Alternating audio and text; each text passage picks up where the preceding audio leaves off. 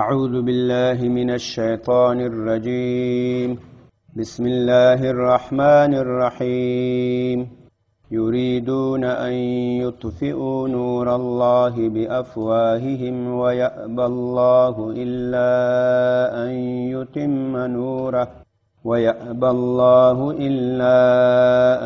يتم نوره ولو كره الكافرون.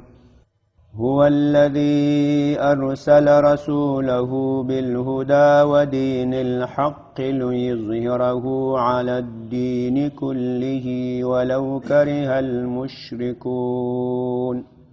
يا أيها الذين آمنوا إن كثيرا من الأحبار والرهبان ليأكلون أموال الناس بالباطل ويصدون عن سبيل الله والذين يكنزون الذهب والفضة ولا ينفقونها في سبيل الله فبشرهم بعذاب أليم.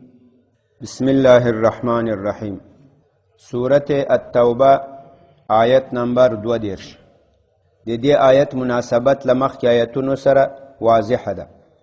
مخکې الله تعالی د یهودو د نصاراو د اهل کتابو د دې بعض غلط صفات بیان کړل چې لا یؤمنون بالله ولا بالیوم الاخر په 29 نمبر آیت کې ولا يحرمون ما حرم الله ورسوله ولا يدينون دين الحق. د دې څلور غلط صفت بیان کړي. په الله ایمان نه لري، په آخرت ایمان نه لري، د الله حرام حرام نه بولي، د رسول الله حرام حرام نه بولي، او د حق دین تابعداري نه کوي. دلته اوس د دې نور غلط صفات ذکر کوي. یو له هغې نه دا ده دی غواړي چې د نبي علیه الصلاة والسلام دغه الله تعالی چې کوم نور را لېږلی نبي علیه الصلاة والسلام یا قرآن یا دین د اسلام دی غواړي دا ختم کی، دا محو کی. خدا کولی نسی، الله به ټول شیان منع کی، خود دغه دین به الله تعالی کمال ته رسوي. یریدون اراده لري د اهل کتاب یهود نصارا ان یطفئو چې دوی مړ کی. یطفئو دا باب د افعال ده. اطفأ یطفئو اطفاءا فهو مطفئ. باب د افعال ده. خاموش کردن، چراغ مړ کول، رڼا ختمول. اطفاء ختمولو ته وایي. هغه افغانستان کې دا کومه اداره چې دا اورونه مړ کوي هغه ګاډي ماډي ورسره وي، هغې ته اطفائیه وایي. څه شی وایي؟ اطفائیه. هلته خو دا اکثر نومونه چې دي هغه عربي نومونه دي. نو اطفاء خاموش کردن رمیږه. اطفائیه یعنی هغه اداره چې هغه اورونه مړ کوي. دلته هم په معنا د مړ کولو سره ده. یریدون دوی اراده لري ان یطفئو چې دوی مړ کی، دوی ختم کی نور الله د الله تعالی نور بافواههم په خپلو خولو باندې. افواه دا جمع دی فم ده، فم خولې ته وایي. ویأبى الله الله تعالی منع راوړي. الله تعالی نه غواړي هیڅ الا ان مگر دا خبره یتم نوره چې الله تعالی تمام ته ورسوي، کمال ته ورسوي. اتم یتم اتماما پوره کول، کامل کول. ویأبى الله ابا یأبا ابا فهو آب منع توي. ویأبى الله الله تعالی منع راوړي. مستثنا منه محذوف ده. جميع الاشیاء د ټولو څیزونو نه الله به د ځمکې په مخ هېڅ هم پرې نږدي، خو مګر دغه دین به کامل کوي. هېڅ به هم الله پرې نږدي چې کمال ته ورسېږي، خو دا دین به څنګه کېږي؟ دا به الله کامل کوي. ولو کره اگر که دا خبر نه خوښوي الکافرون کافران. یریدون دا یهود نصارا غواړي ان یطفئو چې دوی مړ کي، دوی ختم کي نور الله د الله تعالی نور. له دې نور نه څه مراد دی؟ له دې نه دین د اسلام. دوی غواړي د اسلام دین ختم کي. اسلام دین کې تحریف وکي، تغییر وکي، لکه دوی په یهودیت نصرانیت کې تغییر او تحریف کړی. دویم دی غواړي ان یطفئو چې دی ختم کی نور الله دی الله قرآن لدی چې قرآن مراد ده ځکه قرآن نور ده رڼا ده د لارې چراغ ده مشال ده لکه په توره تیاره کې سړي ته کنده ژوره مار لړم دا نه ښکاري چې څراغ در سره یې هر څه روښانه سي قرآن همداسې کتاب ده که قرآن در سره نه وي ته شرک کفر خرافات بدعات دا یو نه سې پېژندلی چې قرآن در سره یې ټول به وپېژنې چې دا کفر ده دا شرک ده دا مسلمان دوست ده دا دشمن ده دا نن سبا چې موږ خپل دوستان او دشمنان نه پېژنو دشمنانو ته م لاسونه ورکړي دوستانو سره م دشمني ده دا له دې قرآن له نور نه لرې سوي یو له رڼا نه یې لرې سوي نو دی غواړي ان یطفئو چې دی ختم کې نور الله د الله تعالی نور چې هغه قرآن دی دریم دی غواړي چې ختم کې یطفئو چې دی ختم کې نور الله د الله تعالی نور چې هغه د نبي علیه الصلاة والسلام سنت دی دغو احادیث دغو طریقې دي په دې کې له ځانه نوې کیسې را جوړې کړي خدا یو هم دی نشي کولی بلکل دا دشمني د کافرو ظاهره ده د قرآن سره دشمني کوي اسلام سره دشمني کوي نبی علیه الصلاة والسلام سره دشمني کوي کله د اسلام د دین اهانت کوي کله قرآن سوځوي په ګند کې اچوي کله په نبی علیه الصلاة والسلام پسې کارټونونه جوړوي غلطې خبرې پسې خوروي تر څو د هغو سپکاوی وسي خدا یو هم دی نشي کولی د اسلام دین به همدغسې کامل موجود وي قرآن به همداسې وي خلک به وایي په دې باندې به قرآن باندې به خلکو ته هدایت کېږي د نبی اسلام سنت به وي د هغو طریقې به وي خلک به پرې روان وي الله تعالی منع راوړي د هر شي نه مګر له دې خبرې چې هغه کمال ته نه یې رسولی هغه پوره کړی نه دا خپل نور ولو کره الکافرون هو الذي الله تعالی هغه ذات دی دا دفع دی یو سوال کوي چې دا قرآن دا نبی علیه الصلاة والسلام دا دین دی اسلام دا دومره دشمنان لري یهود نصارا دا کافران نو دا دین به څنګه غالبیږي دا دین خو به یهود نصارا ختم کی کان الله تعالی وایي دا نشي کېدی الله خپل دین هر وخت دا حق دین په نورو ادیانو باندې غالب کړی د هر پیغمبر په زمانه کې اگر که په وخت کافرانو دا خبر نه خوښوله خو الله بیا هم غلبه ورکړي هو الذي الله تعالی هغه ذات دی ارسل رسوله هغه رالیږلی ده دا خپل رسول بالهدا په هدایت سره و دین الحق او په حق دین ولی لیظهره تر څو دی ظاهره کی دی غالب کی علی الدین په دې نور ادیانو کله په ټولو په یهودیت په نصرانیت په بت پرستی په شرک ولو کره المشرکون اگر که بد بولی دا خبر غلبه د اسلام اگر که دا نه خوښوي المشرکون کافرانو نه خوښول د نبی اسلام غلبه خو بیا هم الله غلبه ورکړه الله به غلبه ورکوي نن سبا هم همداسې ده که څوک حق دین راونیسي او په دې عمل وکړي الله به دې دین ته خامخا غلبه ورکوي کافران به نه خوښوي خو الله به غلبه ورکړي دا د نن سبا وینو الحمدلله ډېر داسې کارونه داسې کافرانو د خوښې خلاف دي خو د اسلام د دین د مسلمانانو پکې خیر وي او هغه د کیږي موږ تاسې په سترګو باندې وینو انشاءالله نور به م وسي یا ایها الذین د یهودو د نصاراو د غلطو پیرانو د غلطو ملایانو نور غلط صفات بیانوي ای مؤمنانو ان کثیرا یقینا دا ډیری من الاحبار ای مؤمنا یقینا امی بسیاری من الاحبار احبار دا جمع د حبرون ده یا جمع د حبرون ده دا د یهودو لوی عالم ته وایي والرهبان دا جمع د راهب دی راهب صیغه د اسم فاعل ده لرهب یرهب رهبة ویریدل فهو راهب لاله نه ویریدونکی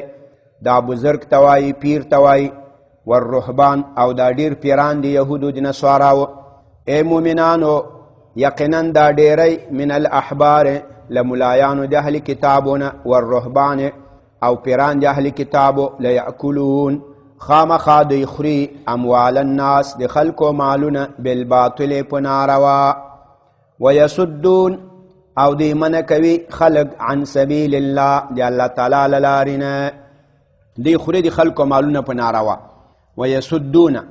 یصدون کې مفعول به محذوف ده ويصدون الناس عن سبیل الله خلق منع کوي د الله له لارې نه هغه ته غلط خبرې کوي د اسلام له دین نه ګمراه کوي دا احبار لوی ملایان رهبان پیران لا یاکلون دی خوري اموال الناس دلته یو اعتراض و جواب کړی چې دی خو د خلکو مالونه خوري نه، له خلکو نه یې اخلي بیا یې خوري، اخیستل خو مخکې یې کانه. نو ولې داسې نه ویل لیأخذون اموال الناس، چې د یأخذون په جای یأکلون ویلی، وایي دا یې استعاره کړي. ځکه سړی چې له چا نه مال دولت روپۍ واخلم اخر یو شی پې واخلي هغه وخوري، نو اطلاق کړی په اعتبار د ما هو المقصود من الفعل، مقصود له اخیستلو نه خوړل دي، نو وار له وارې خوړل ذکر کړل په اعتبار د ما یعولو الیه سره، ځکه مقصود له اخیستلو د پیسو نه د مال نه هغه خوړل وي. مقصود از گرفتن پیسه یک کس خوردن همو پیسه است، پس فعل ذکر کرد به اعتبار ما یعولو الیه که او خوردن است. دی خوری د خلکو مالونه بالباطل په ناروا. څنګه په ناروا خوري؟ په دې کې درې تفسیره کړي. اول دا دی له خلکو نه رشوتونه اخیستل، د خلکو سفارشونه به وکړل، یا دی به قاضیان والحاکمان ول د خلکو کار به تر دی بند و، په قضا او په فیصله او په دې کې به له خلکو رشوت واخیستل، بیا به کار ورته وکړو. لکه دا نن سبا ډېر خلک رشوتونه اخلي، په حکومت کې یو جای بل جای کار لري، قاضي، والی، ولسوالي، بلی دا اول طریقه. نو داسې بسې لیأکلون دوی خوري اموال الناس د خلکو مالونه بالباطل په باطله، یعنی بالرشوت په رشوت سره. دا یو. دویم دوی د خلکو مالونه خوري په باطله سره. دا تفسیر امام رازی کړی دی رحمه الله پد کې مفاتیح الغیب کې. هغه داسې وایي دوی خلکو ته ویلي و دا د دې ملایانو د پیرانو چې تاسې الله ته نسې رسېدی، تاسې جنت ته نسې رسېدی، تاسې که الله ته رسیږئ که جنت ته رسیږئ د موږ له خوا به رسیږئ، موږ واسطه یو، نو تاسې موږ ته روپۍ راوړئ چې موږ تاسې جنت ته ورسوو، موږ تاسې الله ته ورسوو. لکه دا اوس هم په نصاراو کې شته، د دې پادریان د دې پاپان هغه په خپلو عبادت خانو کې ناستي، بیا دا خلک ورسې د عوام بیا دوی د جنت ټکټ ورکوي، د جنت ټکټونه ورکوي، بیا په 100 روپۍ جن واخلي هغه جنت ټکټ ورکړي. ټکټ میکټ نه وي خو بس هسې خلک دوکه کوي. دا وایي دوی په دغه طریقه له خلکو چې مالونه اخیستل. دا لکه دا نن سبا هم بعضې خلک دي، دا د دې زمانې کې بعضې غلط پیران داسې دي، خلکو ته وایي چې تاسې الله ته نسې رسېدی، تاسې که رسېږئ د موږ له طریقه به رسېږئ، نو تاسې په موږ خرچې کوئ چې موږ هم بیا بره ورسوو، موږ هم ای خواته تیر کو. دا په دومه طریقه وله په باطل اخیستلو. دریم لیأکلون اموال الناس بالباطل، دی د خلکو مالونه په باطله خوړل. د دریم تفسیر ته وګورئ. وایي دی خو هلته په احبار والاحبار لوی ملایانو ته وایي، رهبان والرهبان جمع د راهب دا پیر ته وایي. وایي د دې ملایانو د احبارو مدرسې وې لولو، او دا د رهبانو د دې لولو خانقاګانې وې. نو دې ته چې به خلک راغلو چې دا محمد صلی الله علیه وسلم دا رښتیا پیغمبر ده که نه ده، دوی به ورته ویل وایي نه دا رښتیا پیغمبر نه ده. دا خبر به ولې کوله؟ ځکه دوی پیدل که موږ ورته وایو چې دا په رښتیا پیغمبر ده، نو خو بیا دا خلک ټول ورځي ایمان راوړي، د ما دغه د یهودیت مدرسه دا به فلج سي، د ما دا د نصرانیت خانقاه دا به ختمه سي، نو خلک ته ویل دا پیغمبر نه ده، هغه به بل وخت راځي دا هغه نه ده، دا دروغ وایي. د دغو په خاطر په تورات او په انجیل کې د نبی اسلام صفات بدل کړي ول. نو دا دی خوړل د خلکو مالونه بالباطل بالتحریف، دی تحریف کول د نبی اسلام په صفاتو کې. دا نن سبا ده ډیر د موږ تاسې داسې ملایان دي، داسې پیران دي. حق جهاد ته، حق د کافرانو مقابل کې جهاد ته جهاد نه وایي. ولې نه وایي؟ ځکه یا د ده مدرسه خرابیږي، یا د ده خانقاه خرابیږي، یا د ده سیاسي تنظیم خرابیږي. او که د ده مدرسه خرابه سي بیا به چندې پیسې نه وي، که د ده خانقاه ختمه سي بیا به چندې پیسې نه وي، که د ده سیاسي تنظیم ختم سي بیا به دا چندې مندې نه وي. بس حق جهاد وایي نه، دا هغه جهاد نه ده، داسې دا خلک پکې لوېدلي، دا خبر نه پیږي، دا دهشتګرد دي فلان دي. دغه به داسې د خلکو مالونه خوړل دي. کیسو ته ښه پام وکړئ. نو درې تفسیره سو. لیأکلون اموال الناس بالباطل، په رشوت سره. لیأکلون اموال الناس بالباطل، خلکو ته ځان واسطه جوړ کړی و چې موږ تاسې الله ته رسوو، تاسې به موږ ته ځان رسوئ، موږ به الله ته رسوو، له موږ نه غیر تاسې نسئ رسېدی، نو په موږ خرچې کوئ. دریم یأکلون اموال الناس بالتحریف، د خلکو مالونه خوړل په تحریف باندې. آیاتونه د تورات او د انجیل غلط معنا کول چې مدرسه خرابه نسي، خانقاه خرابه نسي. لکه دا نن سبا د جهاد آیاتونو کې تحریف کوو، تغییر کوو، د ما خانقاه خراب نسی، ما مدرسه خراب نسی، د ما سیاسی تنظیم خراب نسی، بلکې بیخي د جهاد غږم نه کوو په بیان کې. تاسو ټول بیانونه راواخلئ، ټول یو داسې یو ځای یو داسې سړی، د پاچا او د ګدا قصه، د ملنګو د صحرا قصه، د پشو د شادو قصه، دا هم شی شروع کړي. والکه جهاد قصه هم یو ورځ وکړي، هغه څوک نه کوي. ولې نه کوي؟ خو بیا یا مدرسه خرابېږي، یا خانقاه خرابېږي، یا سیاسي تنظیم.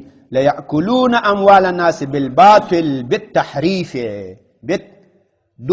دغسې دی نن سبا دغو ملایانو ته آیتونه پیش کړي، فلحال به درته پکې تحریف وکړي، د دې دا مطلب دی، د دې دا مطلب ده، دا خلک نه پیږي، دا یې غلطه معنا کوي. ویسدون، الله دې ټولو ته هدایت وکړي.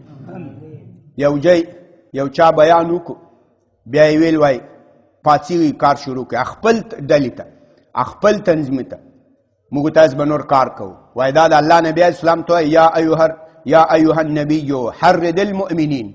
حرد دا جای وویل علی القتال ونه ویل، ځکه دغه مؤمنان جګړې ته نه تیزول، دغه مؤمنان خپل کار ته تیزول، سیدکم میشن و. یا ایها النبي حرد المؤمنین، هغه علی القتال ورسره ونه ویل، ځکه بیا خو دستي اعتراض کې دوی الله خو نبی علیه الصلاة والسلام ته خلک په جګړه تیز کا، او تا خو په دې خپل میشن ور تیز کړل. دغه ته تحریف وایي، نیمای آیت وایي، نیمای آیت نه وایي، خپل مقصود له قرآن او له حدیث نه راخلي. دا مه کوئ. قرآن به داسې وایي، حدیث به داسې وایي لکه څنګه چې شریعت تفسیر وي، حقیقت وي. که د تا له میشن سره خلاف هم، په میشن به کراس راکش کړي، دا میشن ولا غلط ده. قرآن یو څه وایي، زه بل څه روان یم. او که ته قرآن د میشن تابع کې، دا بالکل د یهودو د احبارو د رهبانو غلط تحریف او د خپلو پیسو، د خپلو چوکیو، د مدرسو، د خانقاه غم به ورسره و. دې ته خو سوچ وکړئ دا آیت شریف. ویسدون، او دوی به خلک منې کول، مفعول به محذوف ده. ویسدون الناس، خلک به منې کول د الله تعالی له لارې نه، په تحریف سره، په تغییر سره، آیاتونه به غلط معنا کول. والذین، دا یا د مخکنیو یهودو د نصاراو بل صفت ده. دی به مالونه ذخیره کول، خزانې به جوړولې، د الله په لار کې به خرچه نه کوله. یا دا کلام مستعنف ده، والذین مبتدع ده، دا نور خبر ده، یعنی هر څوک چې داسې کوي دا به جزای. او هغه کسان یکنزون، سدې ذخیره کوي، الذهب، سونا، سره زر، طلا، والفضة، چاندي، نقره، سپین زر، ولا ينفقونها، او دا نه خرچه کوي د الله تعالی په لاره کې، ولا ينفقونها، او دا نه خرچه کوي فی سبیل الله، د الله تعالی په لاره کې. فبشرهم، نو دې ته خوشخبري ورکه، بعذاب علیم، په عذاب علیم، درد رسونکی، دردونکی. دلته یو سوال جواب کی، فبشرهم، دې ته خوشخبري ورکه. خوشخبري خو په ښه خبره باندې، دلته وایي دې ته خوشخبري ورکه په عذاب دردونکي باندې، په سخت عذاب. په سخت عذاب خو خوشخبري نه وي. دې ته توجیه کړې ده چې دا تحکم ده، اته چې په چا باندې ملنډې وږي، په چا چې استهزا کوي، نو هلته بیا سخت خبرې ته بیا له سخت شي نه ښه تعبیر وکړي. لکه مثال د امریکایان وایي چې موږ خو دلته میلمانه یو، موږ خو سوله راولو، نو ته له دې خوراکي ټورویله یا بیمیا کور شارت کې چې درواخله میماني درواخله. دا دی. نو دی خو اوس دا زکات نه ورکوي، د الله په لاره کې مال نه خرچه کوي، نو دا خو دی غلط کار وکړو. الله وایي درغله د جهنم خوشخبري درغله، ځکه تا غلط کار کړی، نو دلته به د غلط کار ته ښه تحفه ووایو چې دا دته یو سرزنش سي، دته یو تهدید سي. تر همدې جو پورې بس وه. د دې آیاتونو مقصد بالکل واضح ده چې د کافرانو د یهودو نصاراو دشمني د موږ له دین سره ظاهره ده. یریدون ان یطفئوا نور الله، خو الله دی غواړي چې د الله نور هغه ختم کړي، خاموش کړي، ګلې کړي. قرآن، اسلام، د نبی علیه الصلاة والسلام سنت. د ویني د قرآن سپکاوی کوي، د اسلام سپکاوی کوي، د نبی علیه الصلاة والسلام سپکاوی کوي.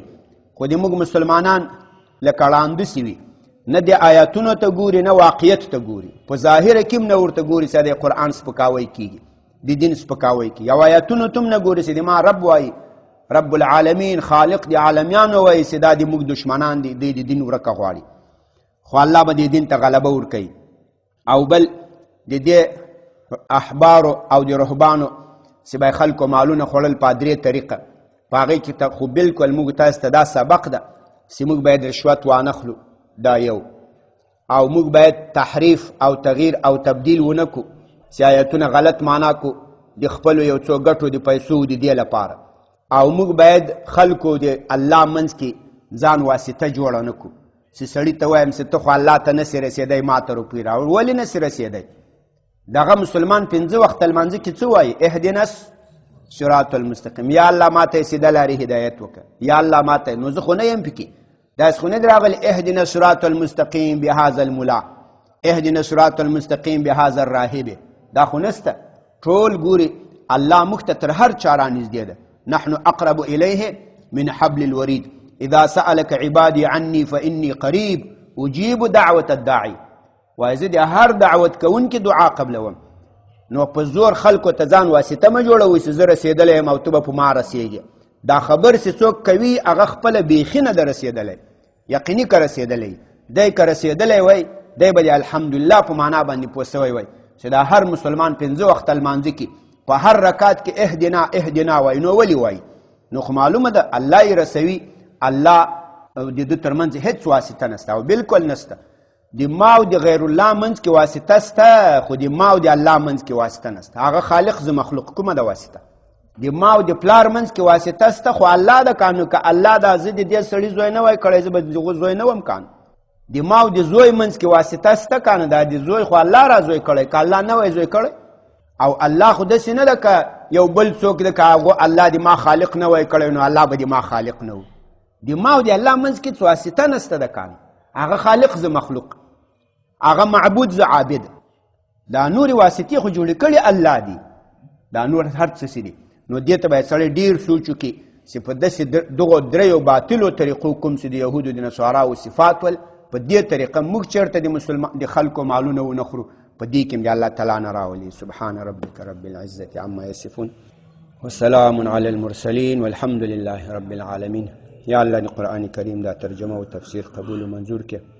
که څه زیادت و نقصان شوی ته موږ ته معافي وکړې. یا الله د اسلام دین غالب او ظاهر ولري. یا الله څوک چې د اسلام دین ته خدمت کوي کار کوي ته په مال په اولاد په عمر کې خیر برکت واچوي. څوک چې د اسلام د دین د اسلام د رڼا د قرآن د رڼا ختمېدل غواړي ته تباه برباد نېست و نابود کړه. په حاضر مجلس فضل و رحم وکړي. یا الله د یهودو د نصاراو له غلطو صفاتو تحریفاتو خرافاتو نه په خپل حفظ و امان کې وساتي. د مجاهدینو حافظ ناصر مددگار شي. بندیان د اسلام په خیر و عافیت سره کورونو ته راولي. د دې په راتلو خپلوان دوستان ملګري انډیوالان ټول خوشحاله کړي. د شهیدانو شهادتونه قبول منظور کړي. یتیمان ورثه د شهدا یا الله تیر نیکه صالحه پالنه او ساتنه وکړي. یتیمان یا الله عالمان خادمان د دین نیکان صالحان لوی کړي. یا الله د موږ ټول بچیان لورګان راته نیکان صالحان د دین خادمان کړي. وصلی الله تعالی علیه